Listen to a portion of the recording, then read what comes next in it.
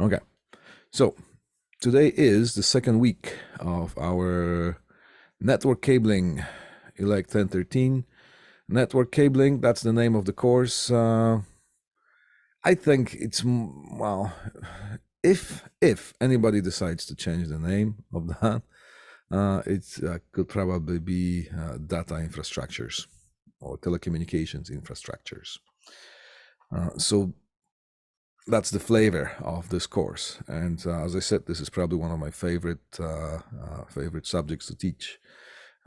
I spent over 30 years doing this kind of stuff, and all this course is set up by me from the beginning to the end, and I think that's going to be quite beneficial to you.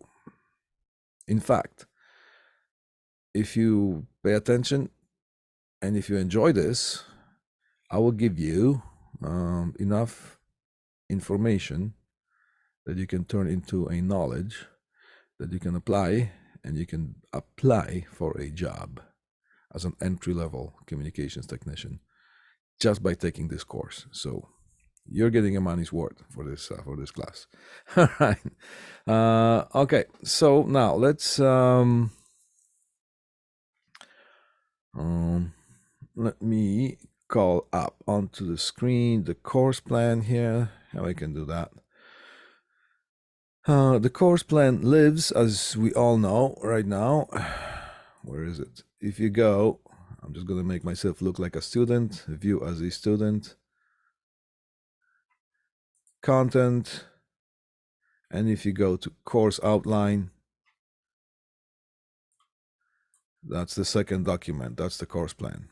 Just in case somebody is not on board yet, you can view that as you wish, or you can actually download it and have this with you. Keep it in a safe place. Now let me just go back to my regular viewing of this thing. All right, so as I always do, excuse me, my headphones. I do my course plans in form of like a calendar. So today is January 9th, is it? Yes, it is.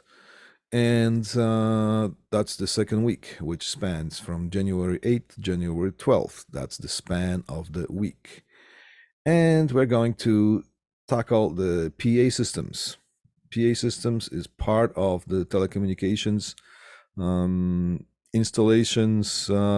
Well, there's a lot. There's data, there's telephony, there's intercom, there's, well, you know what? That was the last thing that during the last lecture we had the overview. So today we're going to talk about PA systems, and more like they're more like sound systems. However, you pretty much know how to connect your stereo speakers or stereo system to your TV or to your gaming system. Well, basically what you got the sound source coming from your Xbox or whatnot. Then you connect that thing to some sort of a amplifier, or maybe the amplifier is already built in. You connect the speakers left and right. It's pretty straightforward. But what I'm going to show you today is how things are done commercially in environment that is called a distributed audio. Okay. So that's today's well, that's the plan for today. There we go. Now, let me see here. What do we have? Da-da-da. Do I get the... Yeah, let's get that. All right.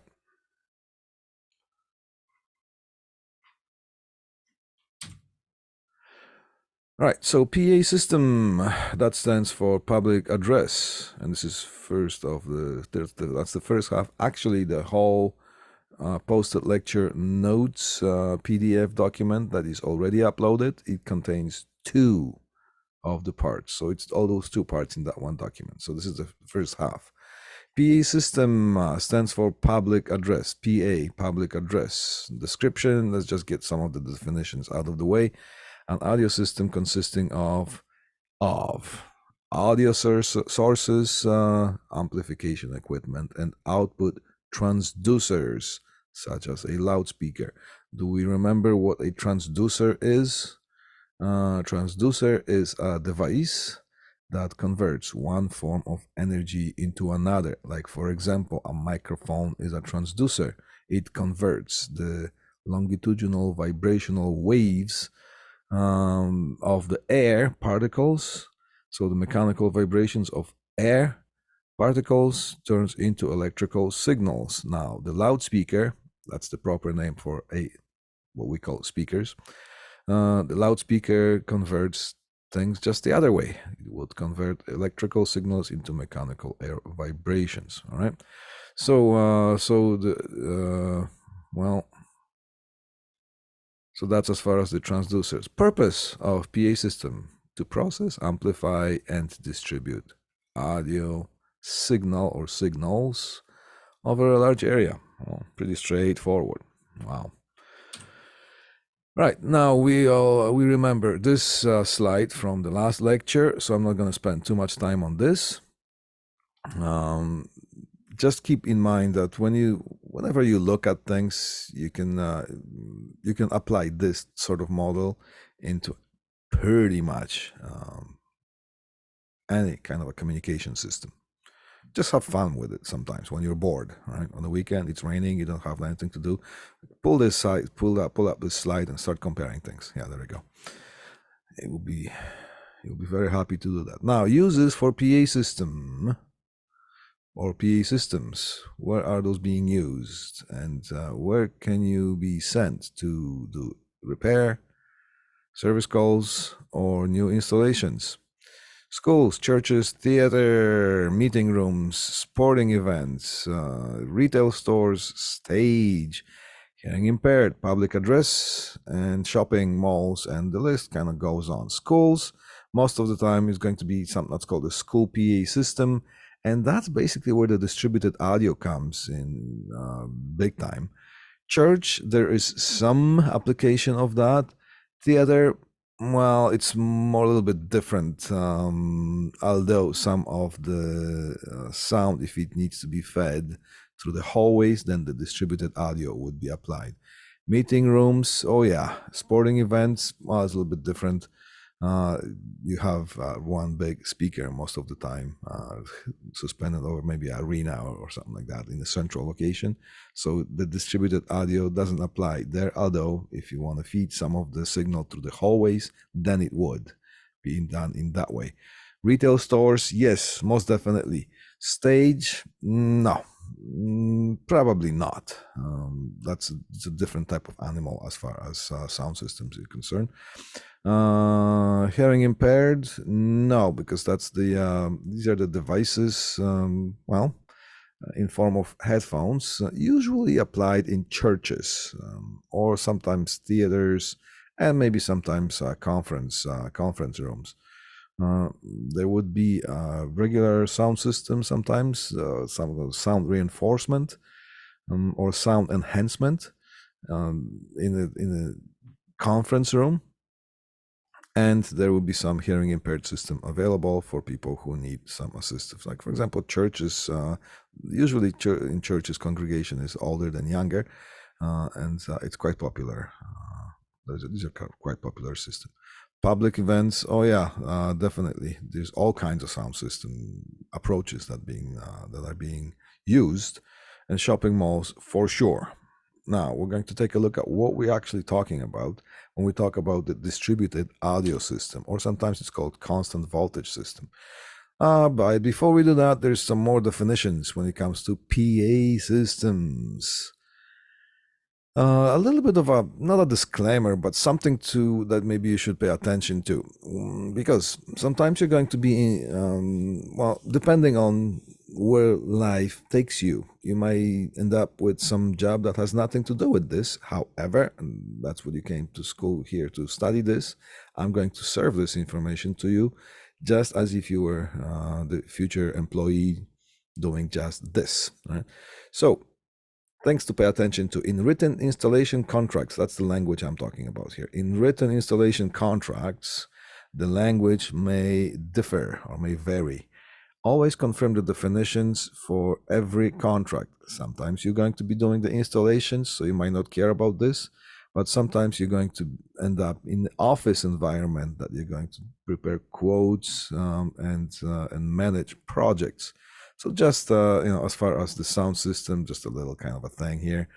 No big deal. The sound system used to amplify rock concerts, for example, is commonly called as the PA system, or simply PA. Well, technically it could be called, or technically it is, a sound reinforcement. So the sound reinforcement takes over that's the whole area. Now there are sub areas here.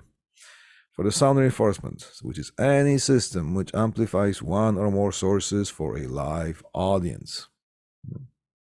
All right, so here's the subsection, here's a subsection, here's a subsection, here's a subsection, and here's a subsection. Public address is used for public announcements, background music, of course, the good old rock and roll stage, theater, church, arena, and similar venues. Public announcements. It is important to know that pretty much all commercial buildings are required to have some sort of a PA system for public announcements, and that's for safety. If the fire alarm rings, things have to be announced. Is this a false alarm? Is this something? Is this a test? Is this the real thing? People need to know. By law, things, I don't know. Can I quote the actual law paragraph or statute? No, I can't, but I know that it's that things are being required, unless they're not. All right. There's a mouthful.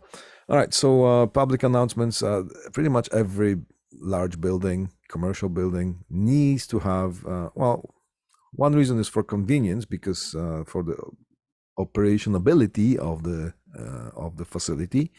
Like, for example, a huge production plant will have a shipping and receiving department.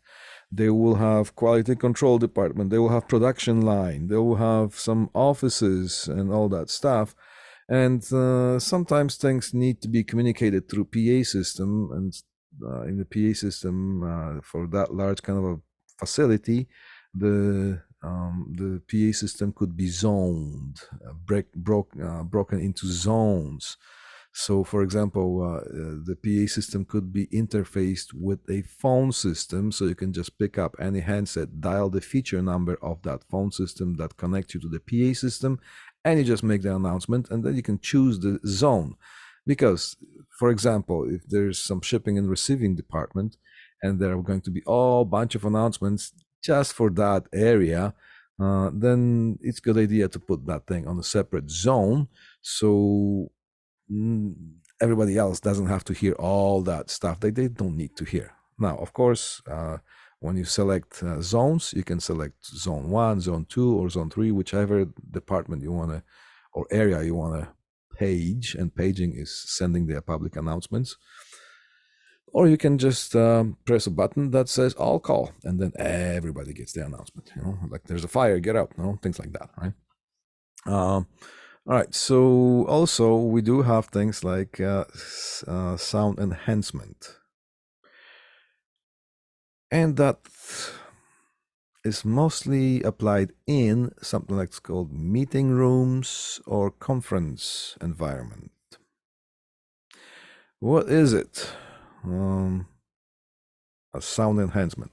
Let me just get my Photoshop screen so I can do some drawing here. All right.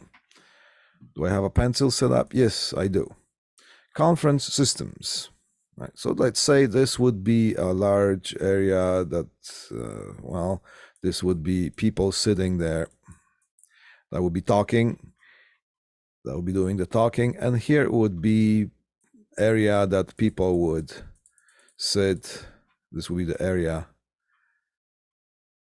that people would, that would be the audience in this area here. All right. Right there. Now, the sound that travels from the source, which would be from the person's mouth, would travel this way, okay, in a straight line, but it actually travels all the ways, and sometimes it reflects and all that stuff. So, but we're not getting into that kind of acoustics aspects. Let's say we're just going to be concerned with a straight line, just for this, for simplicity. Now, the sound travels one and this many zeros feet per second. It's not exactly 1,000 feet per second, but it's quite close enough, right, for our purposes. Now, there's no problem when you're standing 10 feet away from someone. However, if someone is further, like somebody's sitting here, well, one thing that you're going to experience is the sound attenuation. Attenuation is a signal deterioration, signal becoming weaker as it travels through certain medium, in this case, air. The further you stand away, the quieter you will hear the source. Well, so what happens is that some sort of sound enhancement would be called for. How do we solve that? Most of the time, a well-designed conference system would have microphones either placed on a table or suspended overhead. This would be the microphones, not so many, right? Maybe 1, 2, or 3. That they would do sort of like a carpet covering of this whole area. Then those microphones would be connected to some sort of equipment closet that is, maybe here. That'll be the equipment closet, all right? Which has all kinds of wonderful equipment. And the system, whatever the sound is gathered by these overhead microphones, is going to be processed by this equipment and connected through, well, wires, and it's going to be distributed through maybe overhead speakers or overhead loudspeakers over the listening area. Okay. Now, the first row of speakers could be, well, 50 feet. All right. Then this would be 55 feet. This would be 60 feet, and so on. There's 10 feet difference. Maybe sometimes the differences are much larger. However, see what happens when when you pick up a sound from the source, which would be here. You pick up a sound from the source. You amplify that, and you shoot over the wires, and you're reproducing the sound in overhead speakers. Two things are going to happen. The sound that travels through the equipment and through the wires is going to be reproduced almost instantly with a very, very little delay. But the sound that travels from the physically through the air is still going to be heard to some point. It is going to take a little bit longer to go to the listener's ear, which is going to cause a very annoying delay effect. So what happens is that these speakers, these overhead speakers, they're connected. Here's will be one array of speakers. There'll be another array of speakers, and here's be another array of speakers, and they would be connected on a separate cable, and they would be connected right to separate channels of the amplifier. And those channels would be put on certain delay. And some of the equipment that is being installed these days, you don't even need to specify the time of delay that this here sound in these speakers would have to be delayed a little bit. So when the sound travels from the source physically through the air without any amplification, it's still going to have some power to travel. Once it gets there, then at the same time, the sound is going to be reproduced and it's going to sound wonderful. Now, further away, you need a little bit more delay on this system. And you need a little bit more delay on this system. So some of the equipment that is produced for the conference systems, so-called distribution amplifiers or sound processors, they have different zones or they have different outputs, and they could be specified just how many feet. You just get your tape measure and measure the distance, input that into the programming of the system, bang, that delay happens automatically. Right? Now, a properly designed sound reinforcement or sound enhancement is one that you barely see the microphones. If you're not looking for them, you're not going to even notice that they exist, and you barely are going to notice that the speakers exist. And the volume is set up. The volumes are balanced in such a nice way that an average person who is sitting anywhere here, they're going to think that all they hear is the sound coming from the person's mouth. You notice that the sound system exists if somebody turns it off all of a sudden and things become a little bit more quiet, right? So that's the properly set up sound reinforcement. All right, so now, or sound enhancement, because sound reinforcement covers all three areas here. Right? And then there's that hearing impaired, mostly used in, excuse me, it is mostly used in churches. And we might talk about that a little bit. You know, if somebody is interested in some of the sound systems, I have done church sound systems, arena sound systems, large buildings, conference rooms, stage, rock and roll, portable, permanent installation. I've done it all. If somebody's interested in that kind of stuff, talk to me, and I will put you through the proper channels in order for you to make it easier for you to find out what you need to know, what you need to have in order to be able to do what you want to do. Whoa, I said it. Don't ask me to repeat it, okay? All right. All right, now let's take a look at the next slide. Oops. I was still on the other monitor. Okay. All right, so that brings us to something that's called a constant voltage distributed system, or distributed audio. All right, before we continue with this slide, I'm going to bring up a little multi-SAM situation that I have set up, just as a review when it comes to resistances, DC resistances.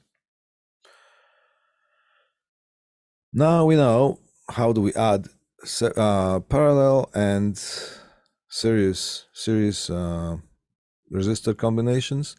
Like, for example, in this circuit right here, the total resistance of these two resistors, these are in parallel. What are we going to get? Anybody has a wild guess? Don't get too wild with those guesses. Come on, somebody say something. We get $400. All right, $400? 400 ohms. All right, now let's see what's behind door number one. Double click. Whoa, it is 400 ohms. Okay, what is behind the door number two? 100 ohms. Cool. We got James saying 400. We got Darian saying 100. Good. All right, let's see. And kaboom, there's 100 ohms. What's behind door number three? Anybody, come on. Another 100. And you are correct. I'm afraid you're correct. There we go. 100 ohms. Now, what do we have here? Notice that I have changed the resistances of the resistors. Over here, we have 8, 8, 8, 8, 32. Let's see. Boom, we have 32 ohms. And now, what do we have here? Darian again says 8. And I'm afraid again that you are correct. It's just you're correct, and I'm afraid. There we go. Notice one thing. I just chose 8 ohms here because most of the time, just gonna put that aside for a sec. Oh no. Okay. I'm just gonna close those. Yeah. That's what happens when you have double monitor. Come on. All right. These loudspeakers, a standard impedance of a speaker or a loudspeaker is one of the most popular ones, is 8 ohms. Now, later on, if you don't know yet, I'm going to explain to you in detail what impedance is. However, I'm just going to give a little bit of a rundown.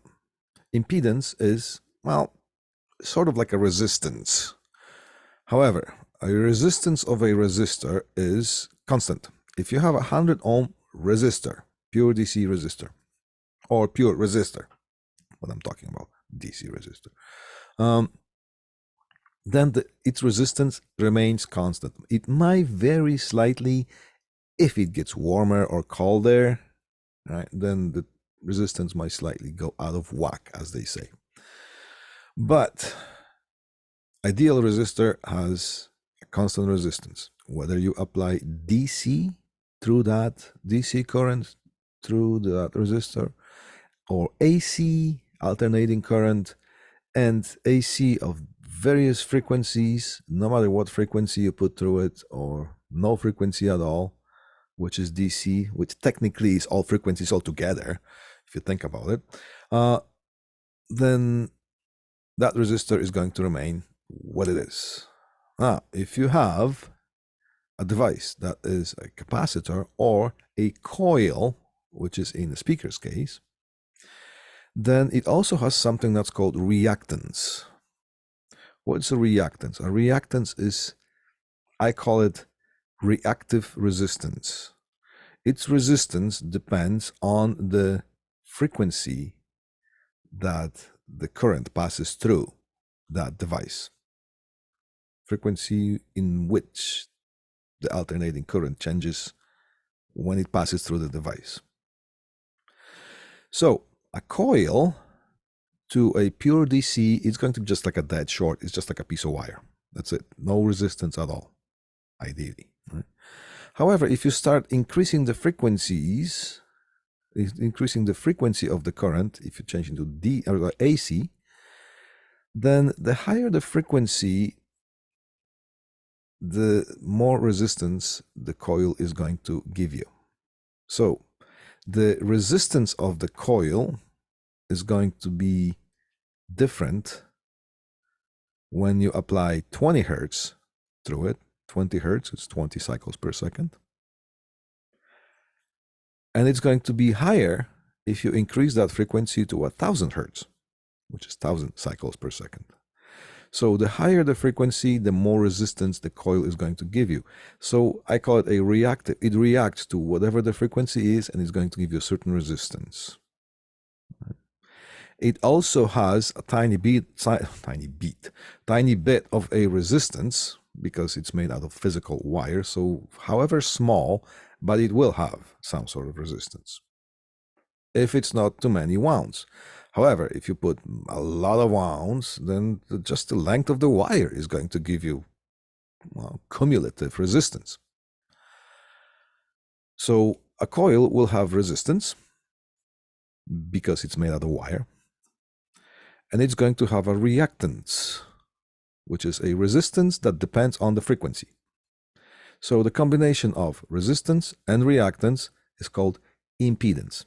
And all three, resistance, reactance, and impedance, are expressed in ohms, just like the omega sign, just like the resistance. So that's just in short. I'll give you a little bit more detail as we go along when it comes to that kind of stuff. Now, the impedance of pretty much all the speakers is 8 ohms. Also, what I'm going to point out, you will see some people measuring speakers resistance or impedance with just a regular ohm meter that you have in your multimeter, DMM. That ohm meter is designed to measure passive resistance. It can't measure impedance, it can't measure reactance. It's just going to give you a pure resistance reading. However, when it comes to speakers, the impedance of a speaker is pretty darn close to what the resistance is. So quite often, yes, you can measure that. It's not technically a proper thing. However, in reality, it works that you can actually see 8 ohms. However, that's just that one kind of like a fluke of a situation. So that's why I'm just gonna give it that. I'm giving you that information. If you want to measure proper impedance, then you should have something that is called impedance meter. I'll show you what that is. Now, what happens if you will have a situation like this? Where is my Photoshop? There it is.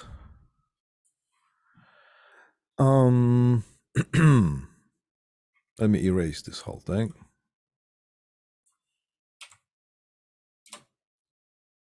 Come on. What am I getting here?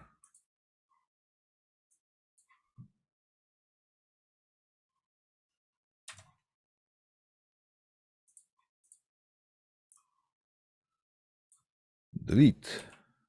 There we go. Now I get the screen. Why are we? Why? And we're not deleting. Okay.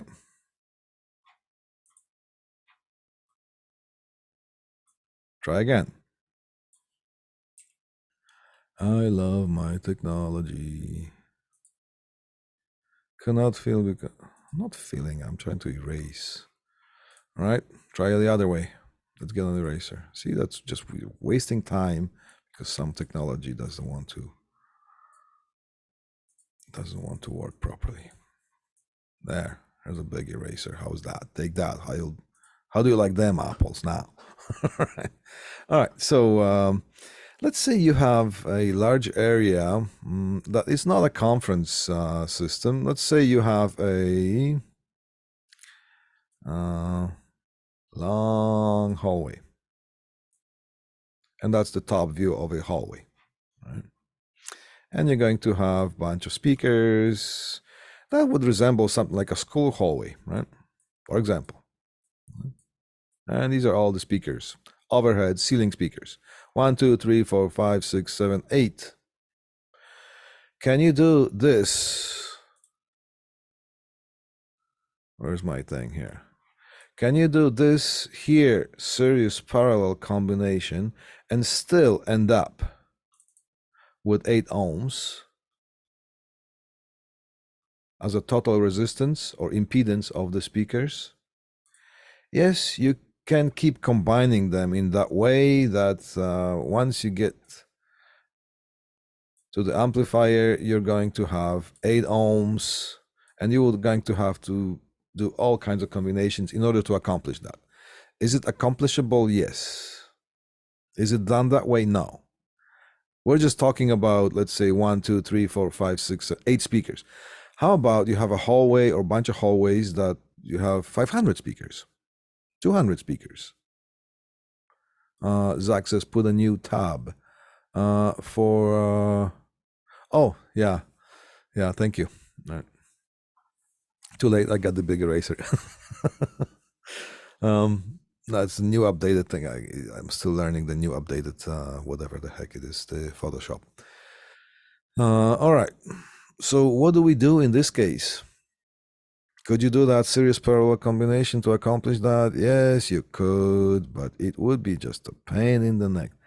What if there is a bit of additional hallway and that needs to have? Now, what if they put some bathrooms here or washrooms and there's some additional speakers? What if somebody opens an office and that has to have speaker? You have to, and then you will have to disconnect everything, 200 speakers or whatnot, and then you're just going to have to, that will never work. So here is what some smart people came up with, and I thought it was a genius idea. We have something that's called a constant voltage system, constant voltage distributed system.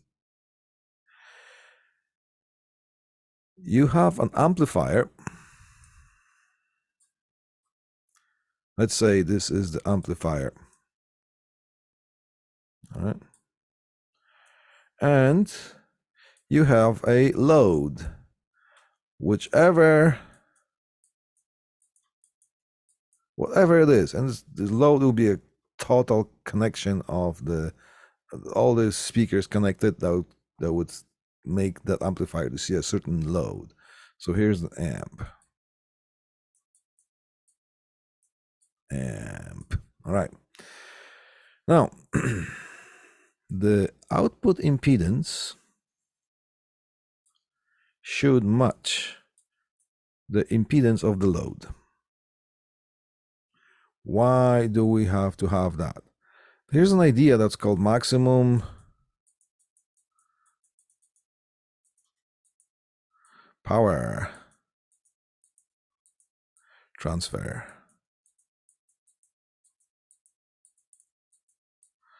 Maximum power transfer. If you have the impedances mismatched, you don't get the full signal transferred. Where does it go? It accumulates as heat. It's probably going to heat up an amplifier. Why do we have an analogy of water?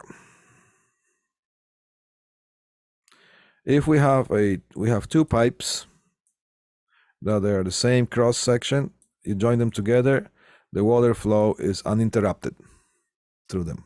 You got the same pressure, same amount of liquid flowing per second and whatnot. If you have a pipe that is thicker, and then you're going to interface that to a thinner pipe, then of course that flow is not going to as it was. Some of the stuff,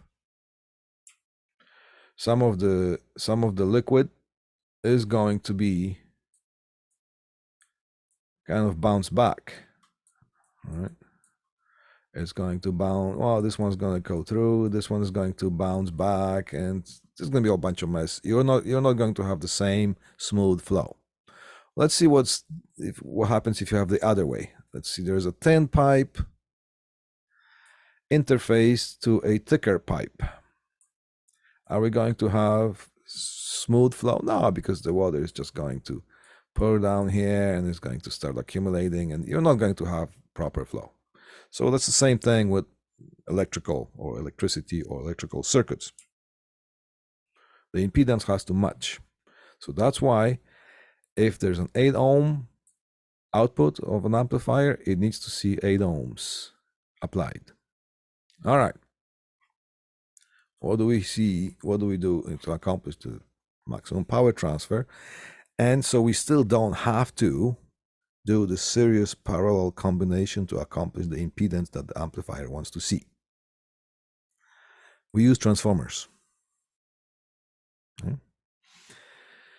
Right, so here is considered, by the way, the resistance is expressed with the letter R. Reactance, which is the reactive resistance, is expressed with the letter X. And impedance, which is combination of both resistance and reactance, is expressed with the letter Z.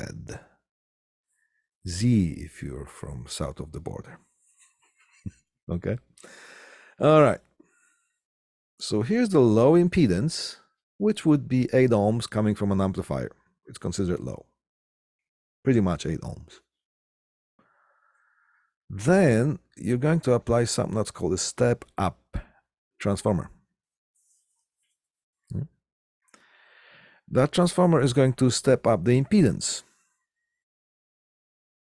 from low to high, from roughly about 8 ohms that the amplifier wants to see,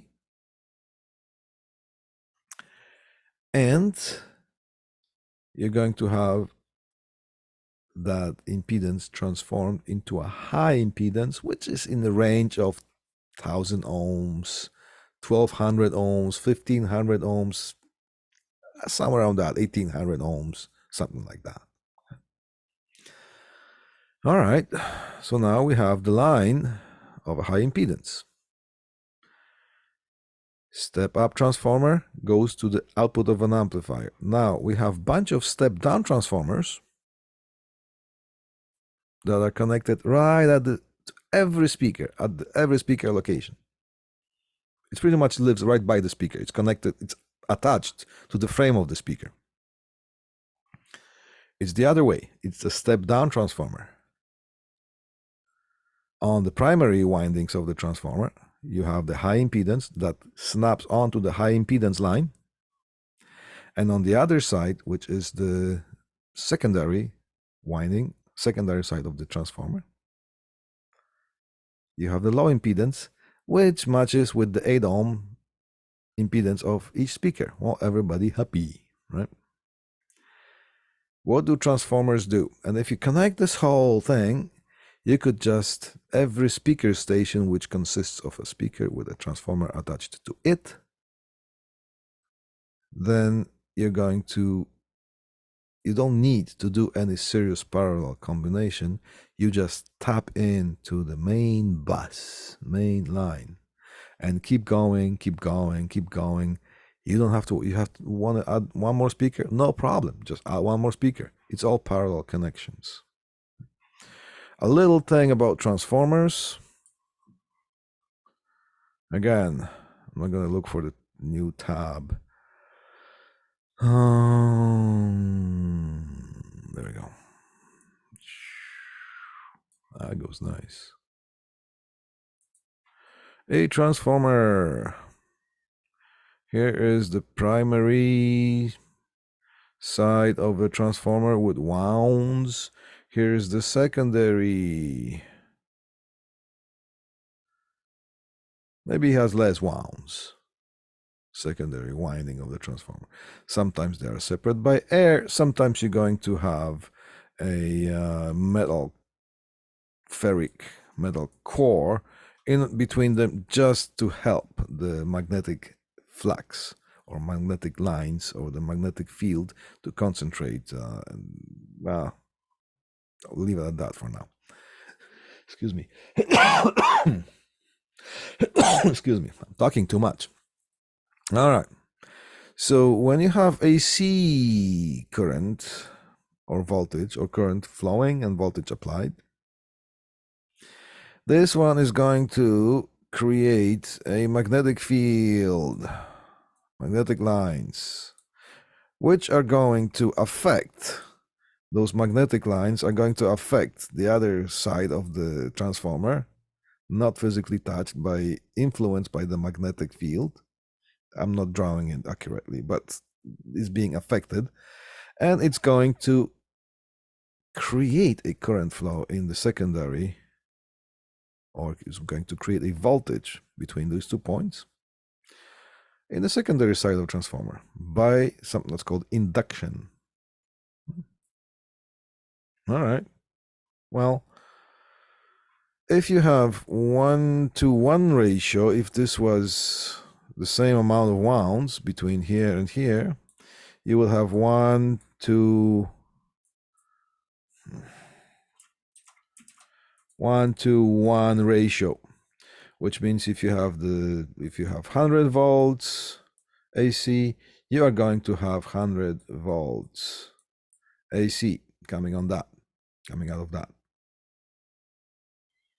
Why would you need to do that? Why would you want to do that? Well, sometimes you need to isolate things physically. Transformers are extremely efficient devices. Now, let's say what's going to happen between these 2 points. If you have 100 volts here, if this is 1,000 wounds and this is 1,000 wounds, and halfway in between there's 500 wounds, between these two you're going to have 50 volts, because 500 wounds is having a 2:1 ratio between these points here. So you're going to have 50 volts. Now, you can see that transformers transform voltage. They transform voltage. They also transform current. Why? Well, what is not transformed but transferred through a transformer all the way, pretty much almost untouched. The efficiency of a transformer as far as transferring power is in the range of 98-99%. So it's almost 100%. Power is kept. Power is kept. So in order to accomplish the same power, and the power, if it comes to RMS power, equals voltage times current. So in order to keep the same power on the other side, if the voltage here, if the voltage goes down, then the current is going to have to go up in order to keep the same power on both sides. So you're going to have more voltage, less current on this side, and you're going to have less voltage but more current on this side in order to keep the same power. So transformers transform voltage, they transform current, they transfer power, they also transform impedance. Transform, not transfer, they transform impedance. Hence, here's an idea of something that's called impedance matching transformer. Do yourself an experiment if you want. 555 timer. There's a bunch of schematics on internet, and you can connect that in the breadboard into making a astable multivibrator, which is basically a tone generator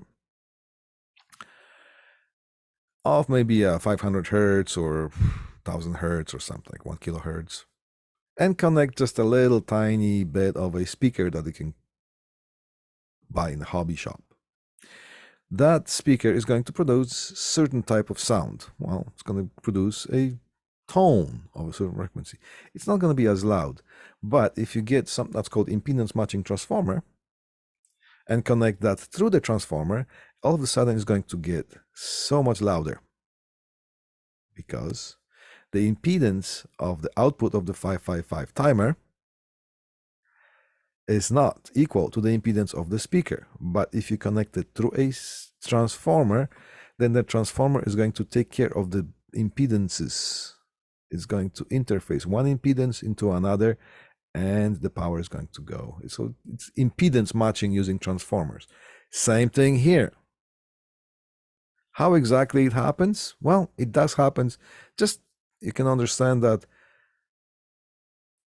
the transformers just talk to each other and they resolve the differences, and they're going to apply as much power as the speaker needs, and the rest of the power is going to remain untouched.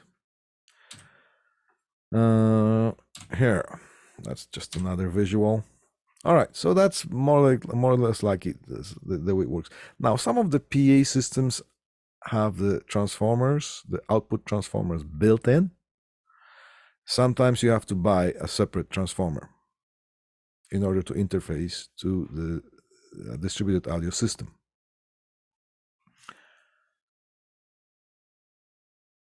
Here's a speaker with a transformer, and look, it has taps. Now, the low impedance transformer is connected permanently to the speaker, no problem.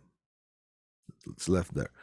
The primary side of the step-down transformer has tap outs, has taps.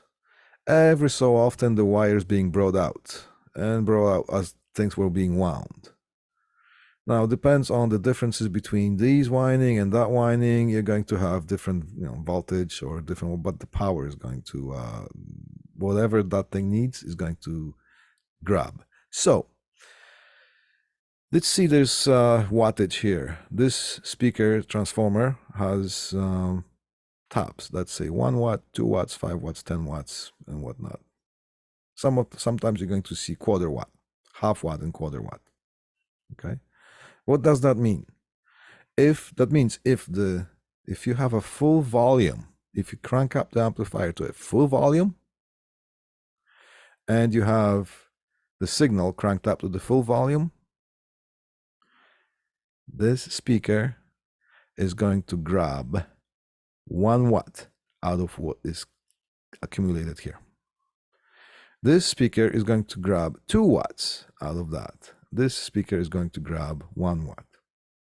So the calculating of the power of the amplifier versus the amount of speakers is easy.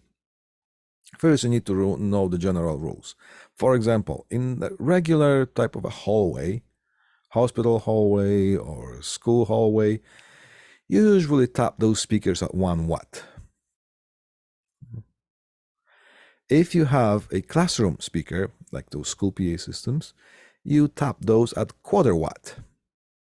And then when all call is made, then you have proper balance of volumes. So let's say you're designing a hallway. Then, okay, we know we're tapping those speakers at 1 watt. How many speakers? Well, we're going to have 500 speakers. Well, easy. Each speaker is tapped at 1 watt. We have 500 of those. We need 500 watts of juice coming out of the amplifier.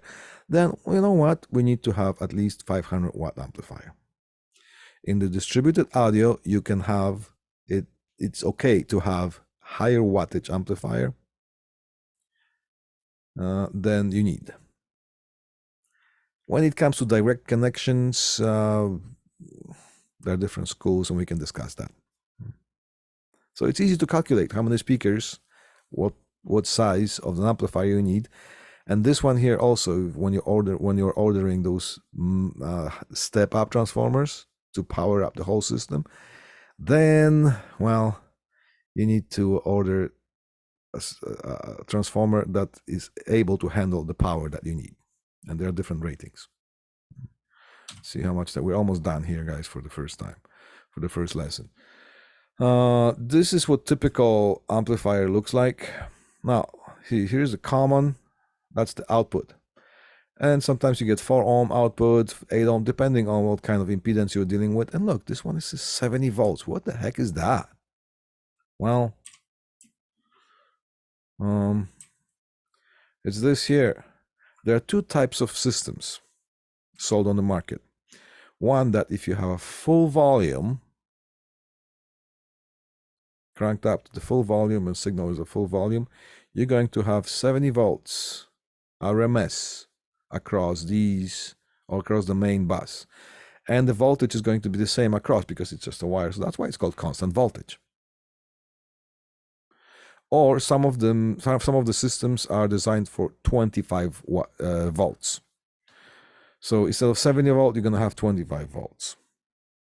So you have 70 volt systems and we have 25 volt systems.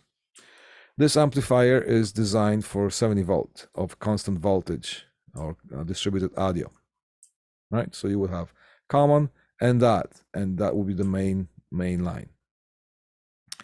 It will be 70 volt speaker station. See that? Here's a speaker baffle and here's the transformer attached to the speaker. Here's the volume control that goes click, click, click, and that's also transformer just like that. Excuse me. But you can pass this signal through the volume control first, and pass it onto the speaker. And then again, you're going to have that transformer here, So it's not like a smooth operation of the volume. It's clicks. It's changing the taps on the transformer. Transformer, that's what it looks like. Right.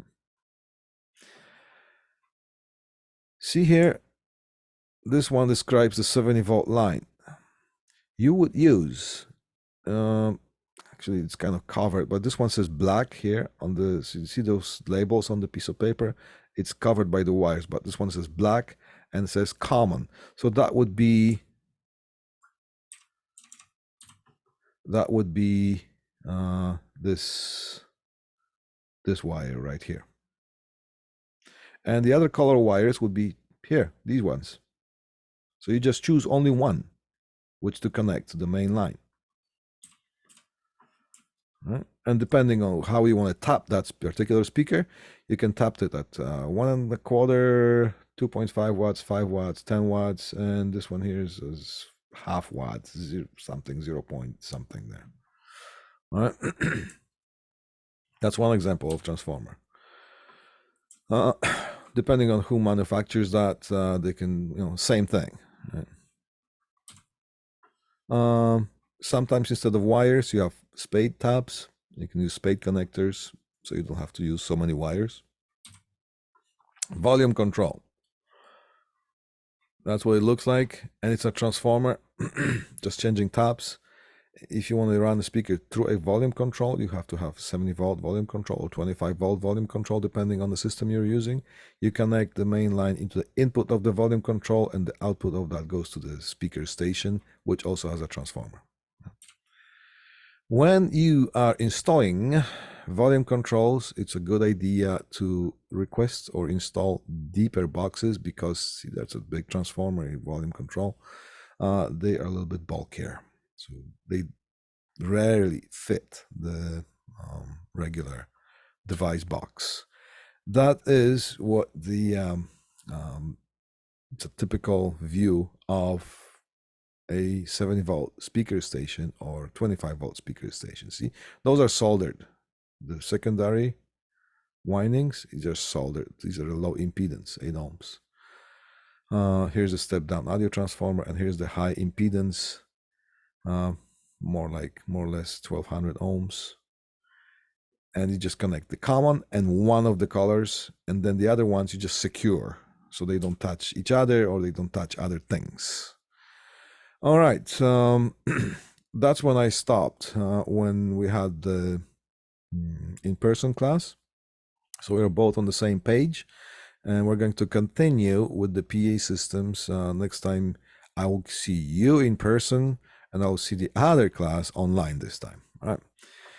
Cool. So I'll see some of you guys or girls or both in today's lab. I think, was it 8 o'clock p.m.? That's an interesting time that we have, right? Well, it is what it is.